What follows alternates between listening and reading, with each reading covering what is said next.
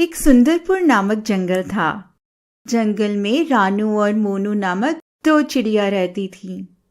दोनों बहुत अच्छी दोस्त थीं और साथ में ही एक पेड़ पे रहती थीं। एक दिन रानू ने कहा, मोनू, बहुत भूख लगी है, चलो खाना ढूंढते हैं। हाँ, मुझे भी बहुत भूख लगी है, सुबह से कुछ नहीं खाया। बारिश का मौसम आने वाला है और अब हमें अनाज का प्रबंध करना पड़ेगा। सही कहा तुमने, बारिश के दिनों में बाहर जाके खाना भी नहीं ला सकते। बारिश के दिनों के लिए अनाज का प्रबंध तो हम कर लेंगे, लेकिन अभी मेरे पेट में चूहे दौड़ रहे हैं। चलो ना, कुछ खा के आते हैं। हाँ, चलो चलते हैं। रानू के घर के पास एक काला कौवा रहता था। वो बहुत ही बुरा और आलसी था। वो पूरे जंगल में पक्षियों को परेशान करता था। सभी उससे दूर ही रहते थे। एक दिन काला कौवा दोनों चिड़ियों को जाते हुए देखता है। दोनों कहाँ जा रही होंगी? बहुत मजे में लग रही हैं। वो देख, काला कौवा हमें देख रहा है, उसका ध्यान रखना, वो बहुत ही बुरा है। हाँ, मुझे पता है, मैं उसको बुलाती ही नहीं। उसके साथ कौन रहेगा? वो हमेशा दूसरों को परेशान करता रहता है। दोनों चिड़िया खाना खा के वापस अपने पेड़ पर आ जाती हैं और बातें करने लगती हैं। बारिश का मौसम आने वाला है और अंडे देने का भी समय हो गया है। हमें अपना घर जल्दी से बनाना पड़ेगा। सही कहा, मुझे भी यही लगता है। चलो लकड़ियाँ लेकर आते हैं और अपना घर बनाना शुरू करते हैं। वो दोनों लकड़ियाँ लेने जंगल में जाती हैं और अपना घर बनाने लगती हैं। एक दिन काला कौवा उन्हें घर बनाते देख लेता है। दोनों घर बनाने लगी हैं। जरूर अंडे देने का समय हो गया है। मुझे दोनों पर नजर रखनी पड़ेगी। चलो, घर तो बन गया, अब आराम से रहेंगे। बारिश का भी कुछ टेंशन नहीं। घर तो बहुत ही अच्छा बना है, बारिश का पानी भी नहीं आएगा। दोनों चिड़िया घर में रहने लगती हैं।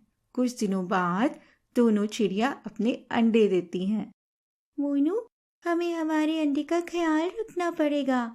कोई चुपके से आकर हमारे अंडे ना खा जाए। हाँ, यह बात तो सही है। हम दोनों खाना लेने बाहर जाएंगे, तभी हमारे अंडे अकेले रहेंगे। तब घर पर कोई नहीं रहता। कोई बात नहीं, इसका उपाय मेरे पास है। हम बारी बारी खाना ढूंढने जाएंगे। किसी एक को घर की पहरेदारी करनी पड़ेगी और एक खाना लेने बाहर जा सके। हाँ, यह बात सही है, हम ऐसा ही करेंगे। दोनों ने जैसा सोचा था वैसे ही बारी बारी खाने के लिए जाती थीं। ऐसे ही समय पसार होने लगता है। वहीं काले कौवे को पता चल जाता है कि चिड़िया ने अंडे दिए हैं। एक दिन वो दूसरे पेड़ पे आके चुपके से देखने लगता है। दोनों में से एक ही चिड़िया जा रही है। एक तो घर पे ही रहती है। अब क्या करूं? अंडे खाने के लिए कुछ उपाय तो करना पड़ेगा। दूसरे दिन फिर से काला कौवा अंडे खाने के लिए आ जाता है। जब रानू खाना लेने बाहर जाती है, तब चुपके से काला कौवा योजना के मुताबिक पेड़ के पीछे से बोलता है, रानू को कोई तो बचाओ, वो बहुत मुश्किल में है। उसे मदद की जरूरत है। वो किसी जाल में फंस गई है। जल्दी से उसकी मदद करो, वरना कोई उसे पकड़कर खा जाएगा। ऐसा बोल के काला कौवा पेड़ के पीछे छिप जाता है। मोनू ऐसा सुन के घर से बाहर आती है। बाहर तो कोई नहीं, ऐसा कौन बोला होगा? और उसकी बात सही निकली तो क्या होगा? अब मैं क्या करूं?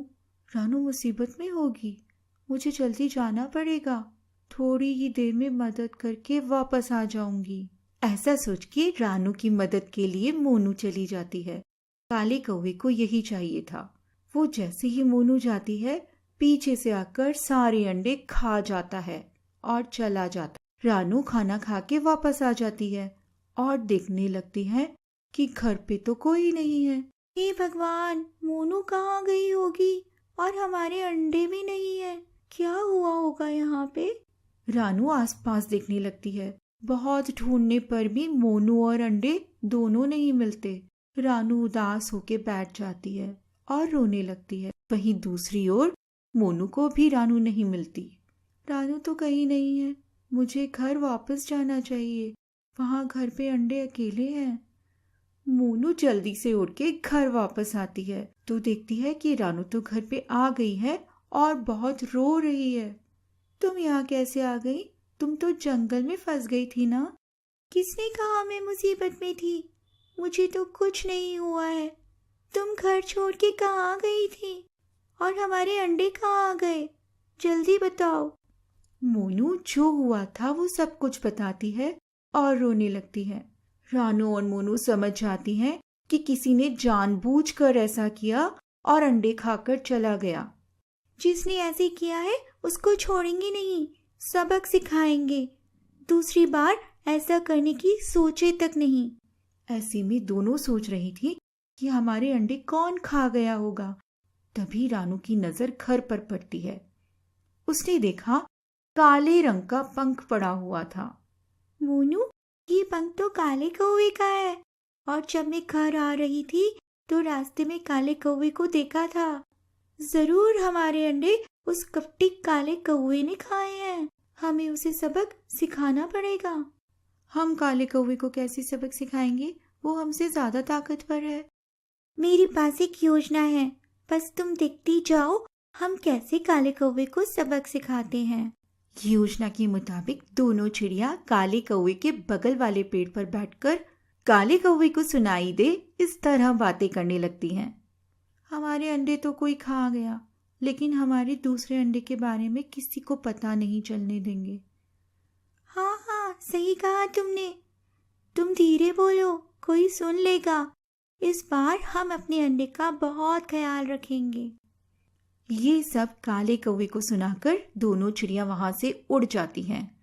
वही काला कौवा ये सब सुनकर बहुत खुश होने लगता है। कल सुबह अंडे खाने जाऊंगा। दोनों चिड़ियों को फिर से उसी तरह बेवकूफ बनाऊंगा। योजना के मुताबिक रानू थोड़ी दूर पर एक पेड़ में छिप जाती है।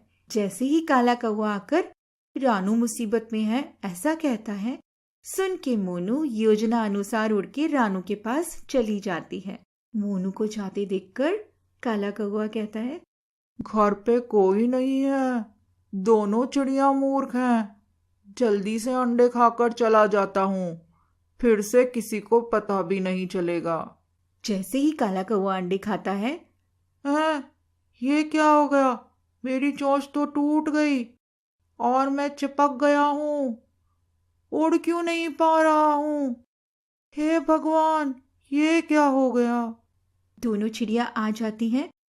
योजना के मुताबिक दोनों ने अंडे की जगह रंग करके पत्थर रख दिए थे और घर पे अंडे के पास गोंद लगा दी थी।